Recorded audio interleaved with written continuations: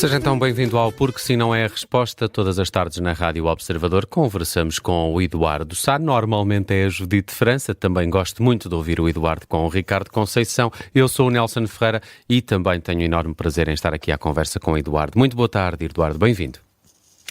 Olá, Nelson. Que boa surpresa.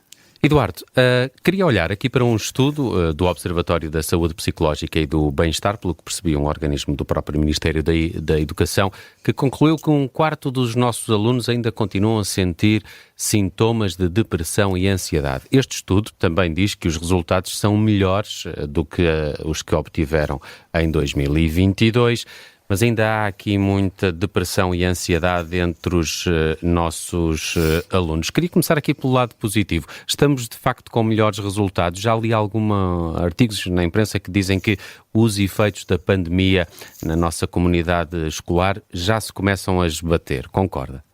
Não. Vamos lá por partes.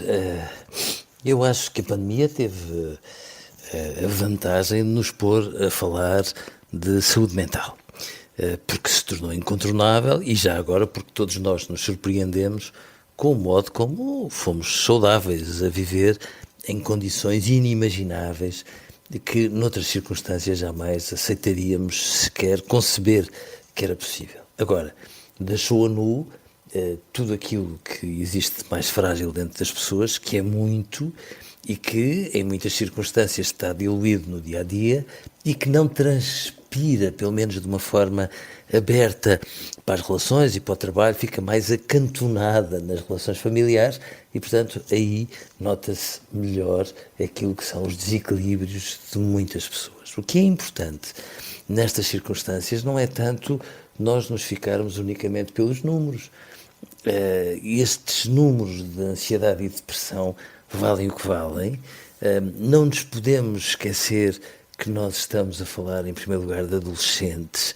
E os adolescentes não são bem uma linha d'água, são miúdos muito saudáveis, muito, mas que ao mesmo tempo são autênticas montanhas russas quando se trata de manifestarem aquilo que sentem e, portanto, são muito sensíveis a estas flutuações do humor que são frequentes e muito francamente, são saudáveis. Por outro lado, quando nós falamos de saúde mental, eles são muito permeáveis a tudo aquilo que, no fundo, são as tendências do momento e, portanto, assumem-nas como se, no fundo, fossem partes de si e, nessas circunstâncias, como se fossem, em muitas circunstâncias, um bocadinho mais doentes do que dão a entender à primeira vista. Eles não são tão doentes assim.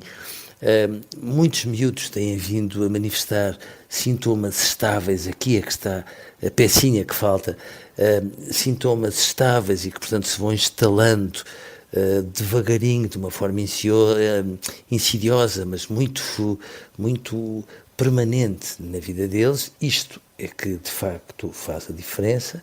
Estas flutuações do humor que tão depressa dão para a ansiedade como para a depressão e que se manifestam ali por um períodozinho mais para cima, outro período mais para baixo, acabam por não ser tão valorizadas, sendo certo que nós não podemos ficar tão contentes assim porque quer os pais, na forma como exigem demais, quer a escola, não lhes dando muito espaço, por exemplo, para ser adolescentes, estão a trabalhar mais do que em tantos momentos imaginam para que eles não sejam tão saudáveis como podiam ser. Há aqui alguns dados que poderíamos olhar com maior atenção. As raparigas são mais afetadas, já era assim neste relatório feito em 2022 e depois, quando se avalia estes alunos entre o 5º e o 12º ano, os do 9º e os do 12º são os que exibem mais sintomas de depressão e ansiedade. Isto é por causa das mudanças de ciclo? Podemos deduzir que estão também sobre uma pressão maior do ponto de vista da sua carreira escolar nessa altura? Sim, Nelson. E porque coincide com momentos em que são avaliados através de exames. E isso faz com que se introduza uma turbulência um bocadinho maior em tudo isto. Seja como for, eu não estou tão certo que as raparigas sejam mais afetadas, Nelson. As raparigas, as mulheres, se me permite, com uma abrangência maior, são seguramente mais saudáveis por uma razão simples, porque falam mais abertamente da sua vida mental do que os homens, que a guardam muito para si. E, portanto, o facto de falarem mais dela e, portanto, manifestarem às vezes com mais clareza esta oscilação pode empurrar-nos para imaginar que elas possam não ser tão saudáveis assim. Eu tenho mais medo do género masculino porque habitualmente varre para baixo do tapete estas dificuldades e nem sempre isso corresponde a uma vida mais saudável em termos mentais, mas no final de contas, quando se trata de passar por esta triagem deste tipo de estudos, às vezes pode aparecer de uma forma mais disfarçada. Como é que os pais destes alunos podem também estar atentos a estes sintomas? Às vezes os nossos jovens, realmente aqui entre o 5º e o 12º ano, parece que conseguem ter uma dupla vida, não no mau sentido. Há a vida social que têm na escola e há depois aquilo que acontece em casa e a percepção que os pais têm do que se está a passar com eles na escola. Os pais devem, de facto, ter aqui também um olhar de redobrada atenção nestas alturas para identificar estes sintomas? Nelson, eu não acho que tenham de ter um olhar de redobrada atenção. Agora têm que estar atentos, isso sem dúvida. Porquê é que eu digo isto? Porque às vezes os pais partem do pressuposto que se os filhos continuam a ter bons resultados escolares é porque está tudo bem. E em muitas circunstâncias, quando não está tudo bem, eles agarram-se mais ao trabalho, tal e qual como nós, e portanto nessas circunstâncias os pais estão a imaginar uma coisa e na realidade passa-se outra.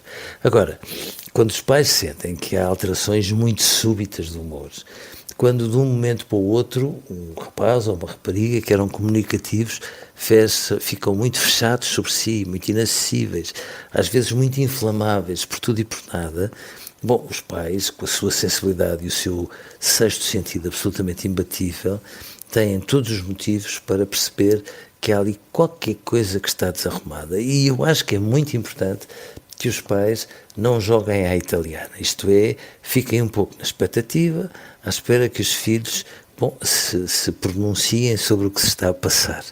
Eu acho que os pais têm toda a legitimidade para ir tendo os seus palpites.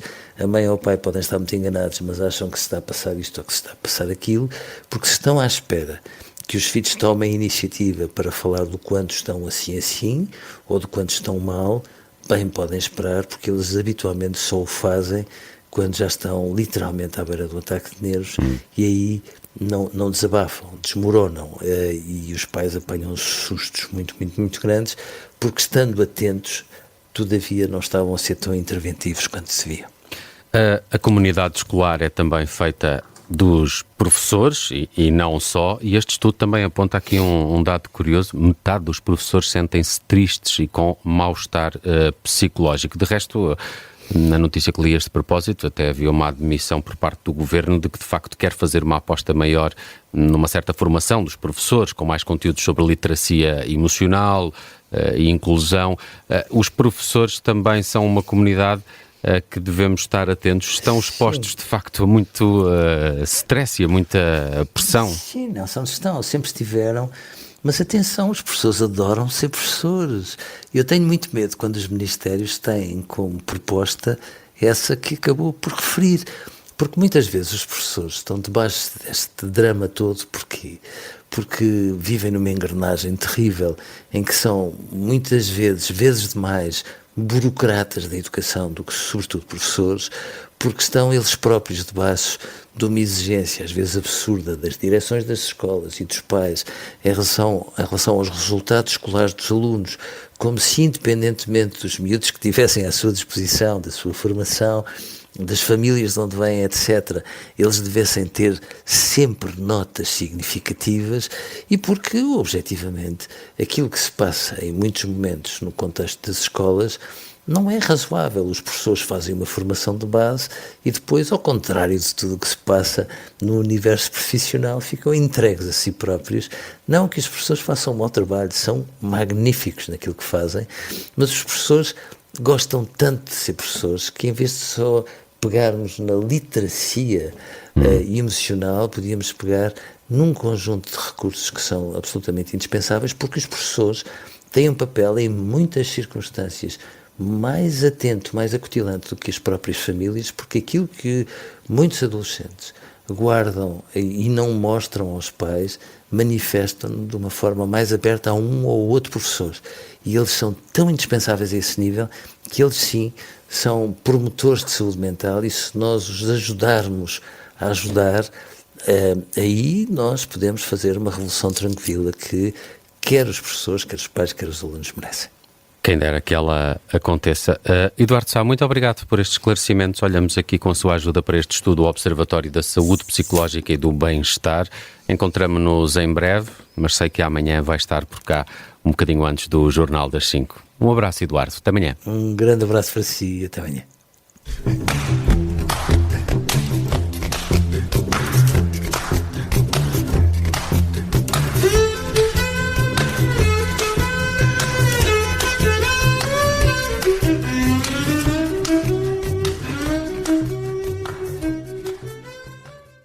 Se gostar deste podcast, pode seguir, dar 5 estrelas e comentar o episódio na Apple Podcasts ou no Spotify.